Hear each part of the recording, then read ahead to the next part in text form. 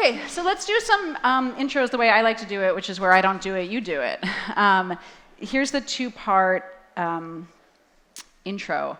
I want the elevator pitch for who you are. No, don't ask me where you're from. Your little pitch, like what you, for example, make pottery in North Carolina. That's your elevator pitch. Yeah. And you sell it directly to Rachel consumers. goes first. And then the second part of it, though, I want you to explain to me how your customer would describe your brand, or how your customer might share what that product is with a friend of theirs. So, Connie, I'll let you kick it off.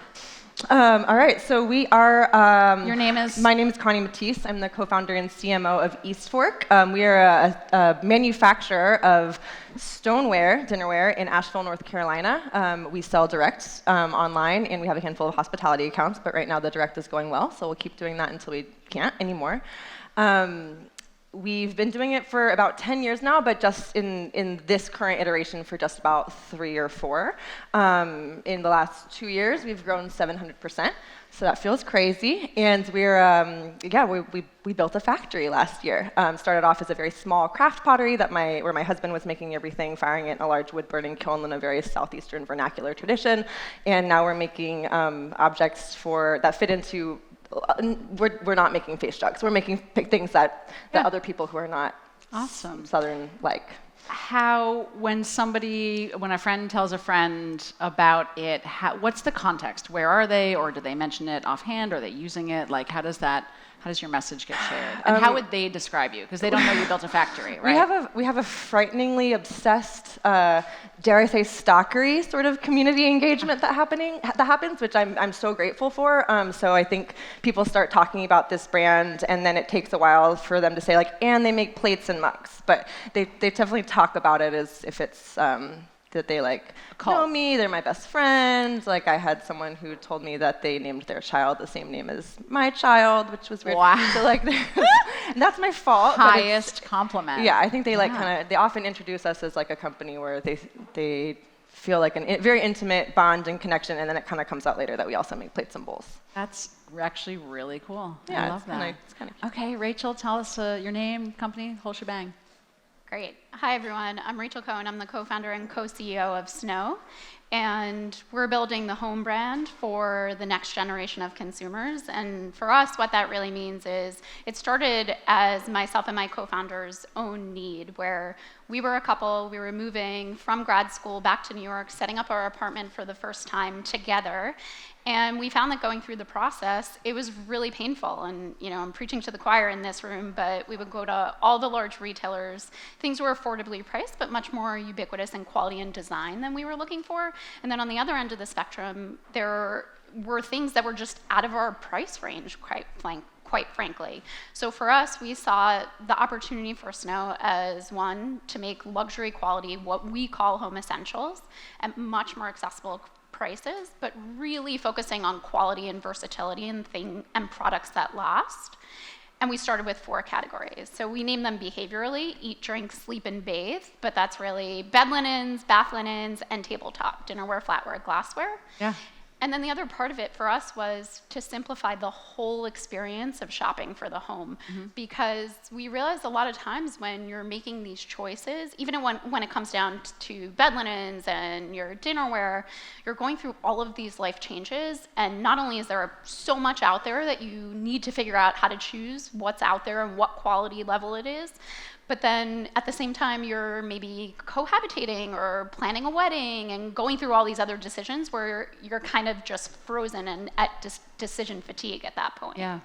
So that's really how it all started for us. Earlier in the day, we had the woman from Sweeton here, Jean Brownhill, and she mentioned, and I thought it was worth listening to, that during a renovation is usually prompted by a life change.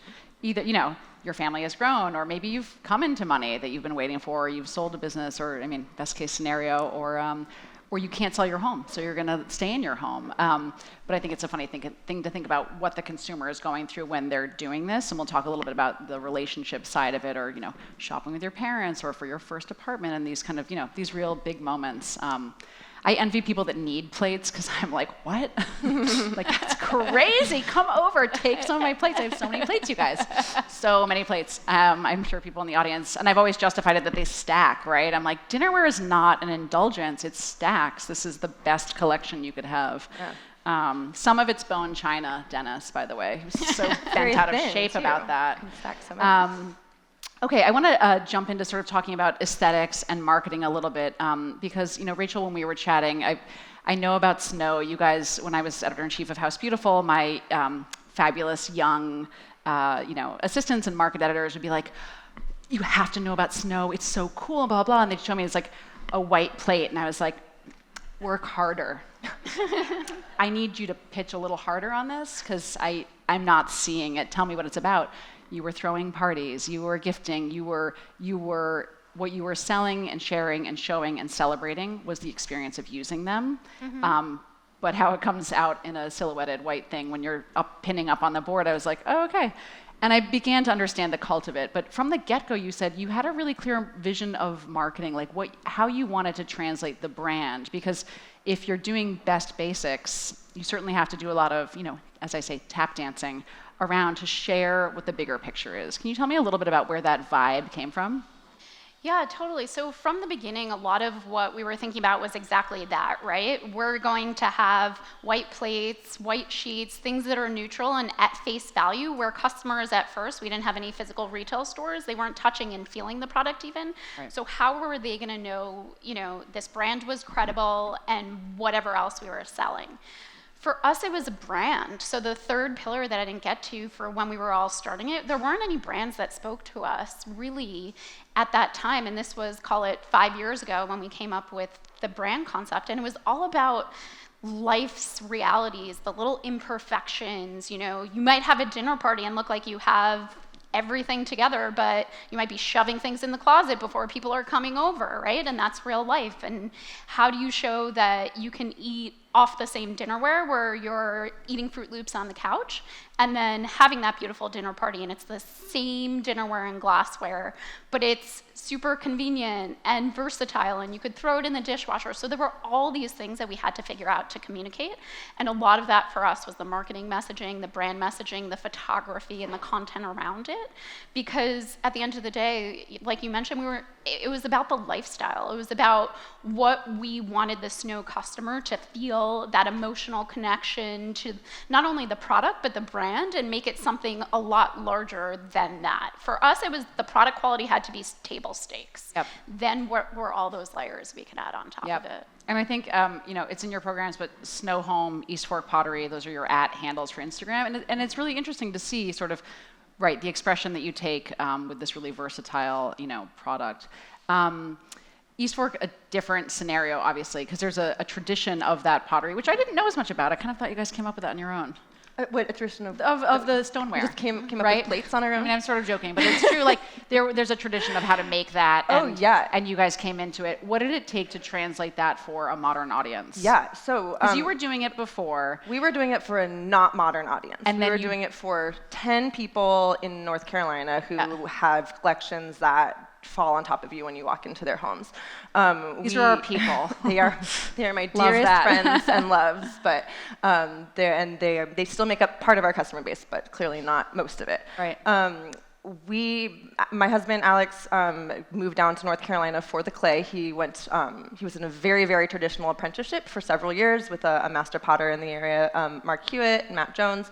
They were all part of this very deep, long-standing lineage that moved from Japan and the Menge movement to North Africa to British studio pottery, somehow ended up in North Carolina, and these beautiful ceramic traditions started growing out of it, and now there are Mark's grandchildren, as we sometimes call them, in Oregon, and they're all over the country who are doing really beautiful, different things with ceramics.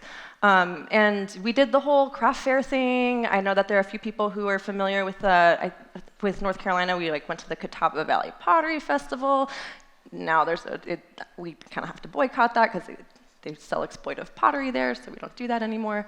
But we did the craft show thing, very traditional approach to it, and it just wasn't the life we wanted to live. I'm a person who is really engaged with the world and the world conversations, and living out in the middle of nowhere making our pots by ourselves was just not what we wanted to do for the rest of our lives. And so we started to figure out how to make this a much bigger community effort.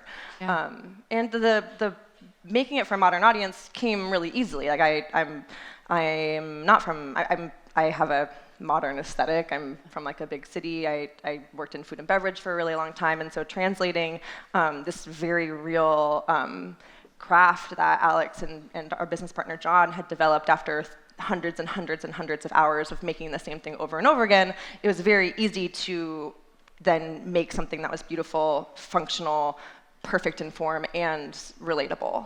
When did you feel like that it would fit into the zeitgeist? When did you understand that people would bring it into their homes and be really passionate about it? But, maybe young people or maybe larger audiences, that basically if you showed them this, that they would embrace it and that you could go bigger with it? That's a good question. I don't really remember like what the moment was when we first we were still living out in Madison County in the little workshop, and we introduced this new line of, at that time, still the same thing, stoneware, gas-fired, cone 10, reduction, yada yada.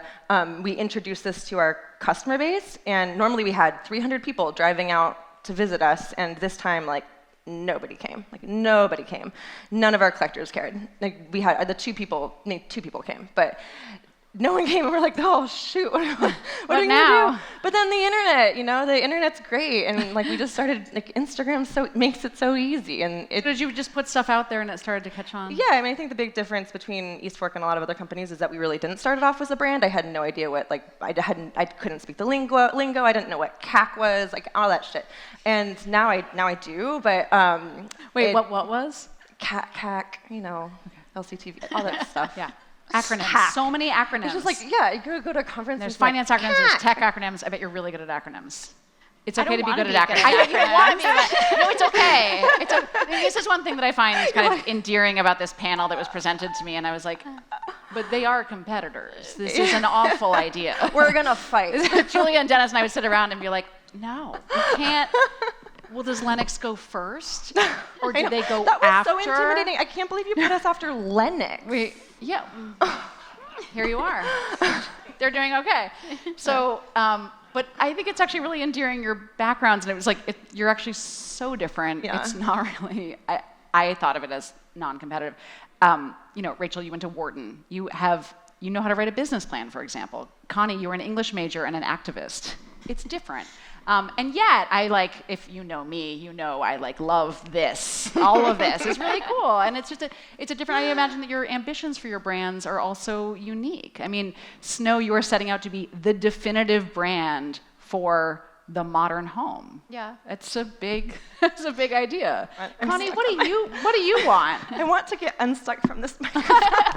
Sorry, we'll get you there. Are you okay? What do we want? We're a pretty aggressively values-based business. If you spend any time on our Instagram account, you know that.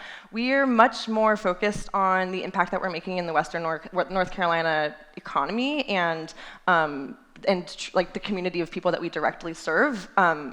More than we are about disrupting an industry, because it's really hard to disrupt an industry when you're building a manufacturing facility from the ground. I guess that's disruptive in one way, but we're not. We're making what we're selling, so we're constantly in this position of having demand outstrip or having supply out. You know what I mean? Demand is outpacing supply, and it's not a fun problem to have actually if you want to be a profitable business. It's really hard to market from that position. But we don't have VC money. We run very, very grassroots marketing campaigns. You've chosen that. We have chosen that, but most VCs don't want to touch us with a 10-foot pole. We don't have, Sure. We're growing really, really, really fast, and it's not even close to fast enough. And I'm watching us grow so fast and watching my team really struggle with that. And we do a lot of kumbaya and holding each other's hands and crying because it's really hard to be vertically integrated, and we can't grow any faster. I will die. So talk for an example. Let's talk about the mug. Yeah, sure. So it sells out. Well, now there's 900 of them on the... And a toddler mug, which I was sort of interested in. Yeah, It's the mug was adorable. crazy. But now we're Tell the catching people up. about them though, because if they don't know, it's a coffee mug. The mug is very different than that beautiful little teacup that we were just looking at. is. Yeah. Yeah. And it's what Mads was saying, that the mug goes everywhere. Like, it's no longer are we sitting down having tea with a biscuit on the side. I mean, sometimes lots of customers do that because it's very Instagrammable, but they also bring it to their coffee shops. They put it in their luggage. Like, people carry this mug everywhere. I go to pick up my kids from school, and every single teacher has one on their desk. Like, it gets carried around, and I know stoneware is a lot more durable than bone china. And At Business of Home, we had because I thought it was interesting to hear Maz was mentioning what telegraphs as quality to people is different. I mean, literally, once in a while, somebody would be like, feel this, a ceramic, like a manufactured ceramic piece. Feel how substantial it is. I'm like, you don't want that. It's really heavy. That's not what you want. But some people feel weight as that, and then coming from a wood fire tradition, now now we're like, this is so light. It's so. My husband had to confront me about glaze. He likes a glaze. He likes to touch his lips to a glazed mug, and I was like, what? Who are you? Because I was drinking out of these really hippie Vermont shit. Yeah, I know. Anyway, but it's just different strokes for different folks. The mug has caught on. It is big. Yes. It has feel to it. It's substantial. They come in different colors. You have yellow now, which is all based on, That was what do you limited, call it? Sophie, that was very limited. Oh, was it? Yeah. I missed Pollen. the You boat. missed it. What's Yeah. next? We have a new color called Night Swim that is hopefully coming in the winter. Oh. Yeah. But the point is, you made it, it sells out. You cannot keep up with production of it. And it just sort of caught on. Yeah. Yeah. That's it. Well, People that's share cool. a lot. You've raised money. Some. Multiple rounds? One? How? We You don't did have it- to go into details, but Yeah. We did it in smaller tranches, and I think there was actually a lot of similarities in the sense of we didn't take on a ton of VC money out of the gate, because I think our biggest thing was a brand also needs to grow organically, and you can't force it on people. And you mentioned CAC, you can't just acquire customers at all costs if you really do want to build a brand. it's customer acquisition cost. Yes. CAC. So I think that was the thing for us that was a very conscious decision from early on. And how do we get enough money for growth, but sustainable growth while having lofty ambitions, but not at all costs for the brand, right? Right. That's the biggest thing that we always grapple with, where you want to grow, but you can't make short-term decisions that aren't going to give you those long-term gains, you know, for the customer, keeping the customer at the forefront. What did you, after you had raised enough to get going, when you wanted more money, what was it to do? What was keeping you from your next goal? What was the next goal? Yeah. Where was it that you're like, we just use a little infusion, let's get this and get going? Yeah, well, Was it talent or production, or where was that? It was kind of all of it, right? Because as you start to grow and as you start to do more things, or as you gain more awareness, then you have all these ideas, but you don't necessarily have money to fuel any of those ideas, even if it's just some of the ideas, or things like production, right? That's why VC is a little bit hard for a retail company, in the sense that we're taking on inventory and we still need to buy that inventory. And for us, it was finding really high quality inventory, and that might mean not having crazy aggressive margins to cut product quality cost. It was really focused on that. So it was kind of all of the above. Tell me a little bit about pop-ups, retail. You have a weird story, right? You guys started a store or event space from your home? We did. It's ambitious.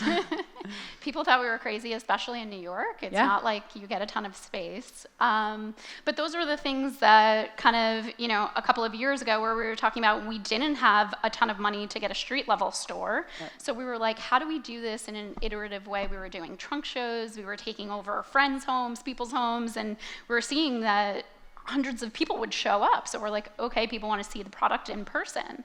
So we found a loft space that was also connected to our home. It was our kitchen was part of it, but we had a separate bedroom that was kind of our own quarters.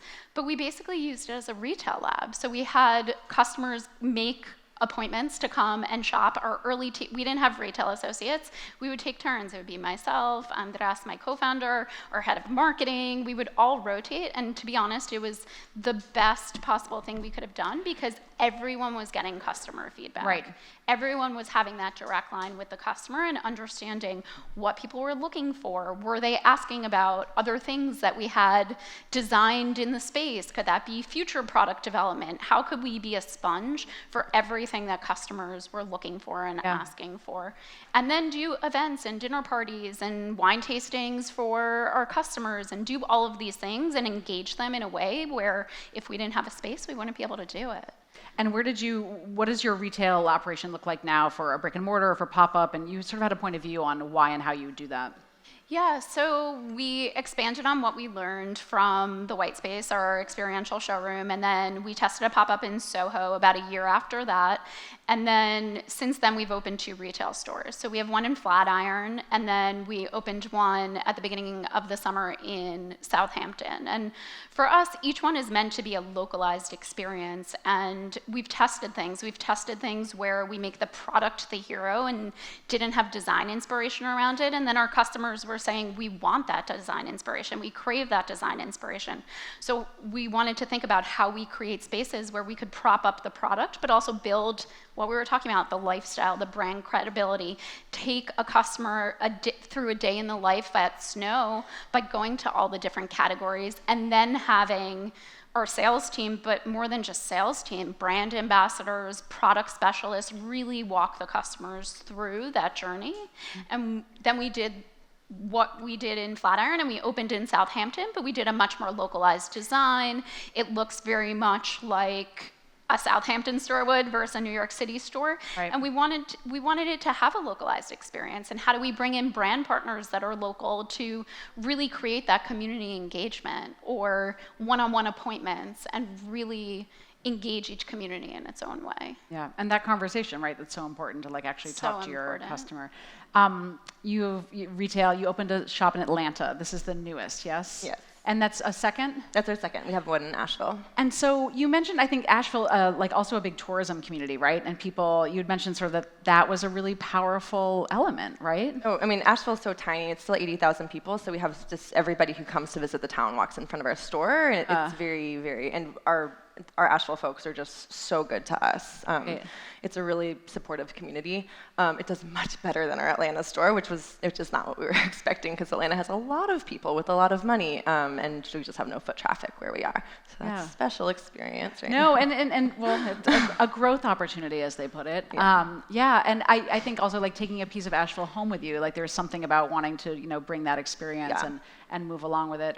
But also I think so much education that can happen with how to use it, how to integrate it in your home. I mean, one thing that I hear from interior designers all the time is that the boomer generation wants to look young and feel young and live young, and that hiring a young interior designer with a young sensibility is one way to do that, where they're maybe shedding something that just doesn't suit them anymore. And I think of both of your wares as something where you have maybe a legacy brand or a collection or something that you'd registered for, but by placing pieces together and doing what all magazine editors think people do all day, which is like mix plates together and like set a table. It's like unlimited number of stories you can do about mixing and matching. But it is true, and it can really invigorate the way that you live.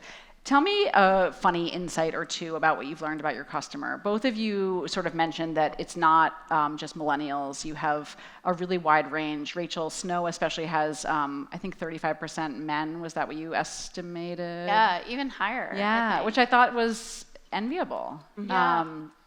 And interesting, and that they're spread, that it's like 20s to 60s, and there are also people older than their 60s, which is interesting to hear.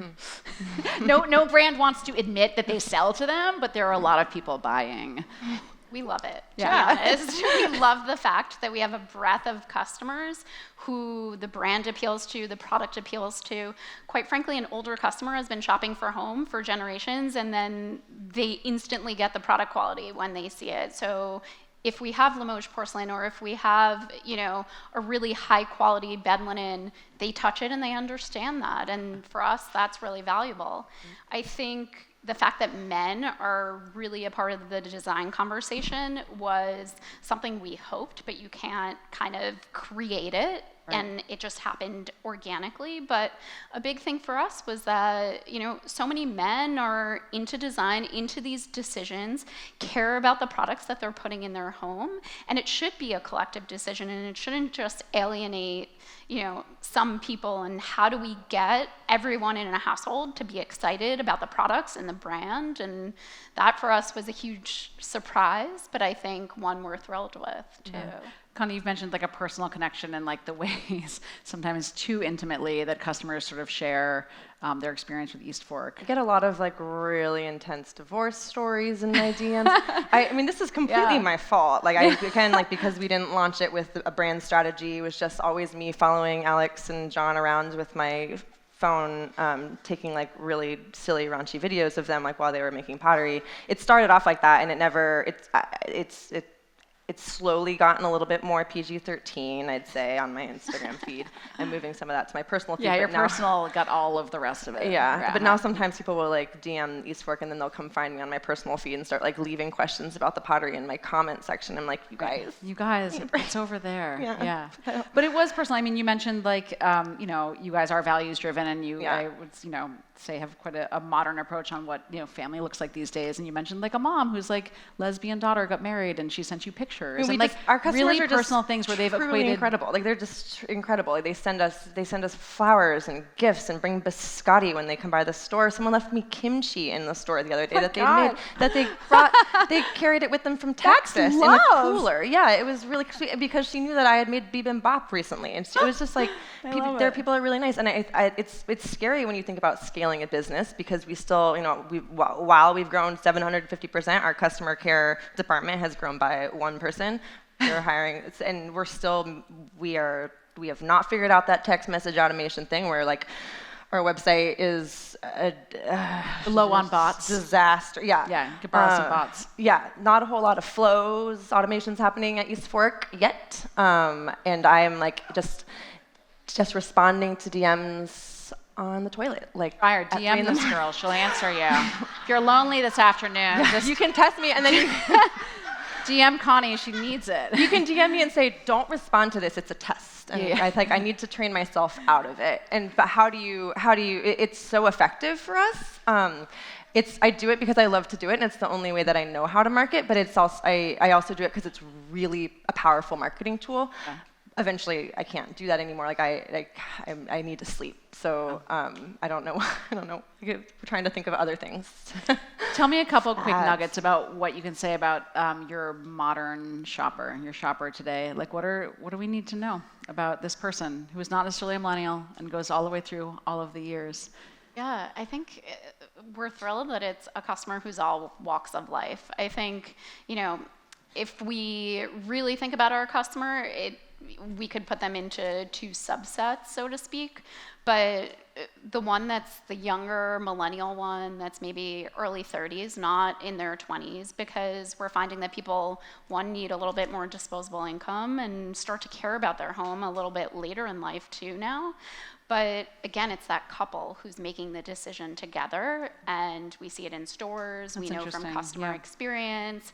It's not, someone coming in and just making a purchase for the household anymore. It's people coming in together or coming into the store and saying, I need to bring my partner back. Mm-hmm. I want them to see this. But to your point before, it's neutrals, right? It's whites, but that decision for holding a fork and what finish, it really is. People are deliberating those decisions, and it's amazing to see. Shopping as a couple is interesting. You also mentioned multi-generational, both of you had, but that's really like the mother that comes in with the son for his first, home, and that they both shop. Yeah, for sure. What we've learned is that customers don't want to be lied to, that they require honesty, that they want to see how the company is being run. I mean, all of our highest engagement comes from when we show scenes of how the pottery is being made, what we're eating for lunch, what our production team's favorite piece is. People love getting into like the nitty-gritty of our financials. We're starting to be like we're really transparent. We put it all out there, and it's really useful for people. And I think that East Fork really wants to position ourselves as a framework that small businesses, small scaling craft businesses can use to, for people who are like, I don't know what a P&L is, like we'd love to be able to provide that sort of insight so that people can, who don't come from a marketing or a business background, can start understanding how they could make a real go of their craft businesses. And even just talking about that, our customers who are completely outside of that field, they love it. They want to see, like, take a peek behind the scenes of what's happening, and it's an effective marketing tool, and it's fun. Last question that's not a question. Did either one of you approach Mads from Lennox today? Of course I did, but he walked away from me. Oh, Mads, come back. Does she know who she is? Rachel, did you introduce yourself? I didn't get a chance to There were steal a minute there yet. were no requests for acquisition. I was just going to say I noticed nobody threw themselves there. I mean, Alex is just going to send him an email later, but no, just kidding. Follow up. No, it seems you guys both seem really driven in your mission, and that there's room for that out there. So thank you so much for joining us in conversation. Yeah. Please thank our guests, Thank you. Rachel Cohen and Connie Matisse. Thanks so much.